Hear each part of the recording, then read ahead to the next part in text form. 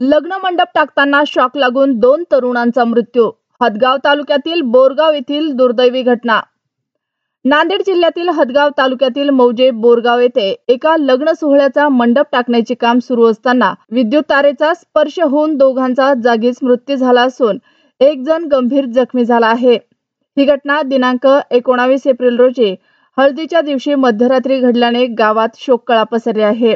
सर्वत्र लग्न सराईची धामधूम सुरू आहे. त्यामुळे गावागावात आनंदाचे वातावरण निर्माण झाले होते. अनेक जण लग्नाच्या कामासाठी मदत करत होते. दिनांक 19 एप्रिल रोजी रात्री गावातील तरुण हळदीच्या दिवशी लग्न मंडप टाकण्यासाठी मदत करत होते. अचानक वादळी वारे आल्याने मंडपाच्या वरून जाणाऱ्या विद्युत तारेला मंडपाच्या खांबाचा स्पर्श झाला.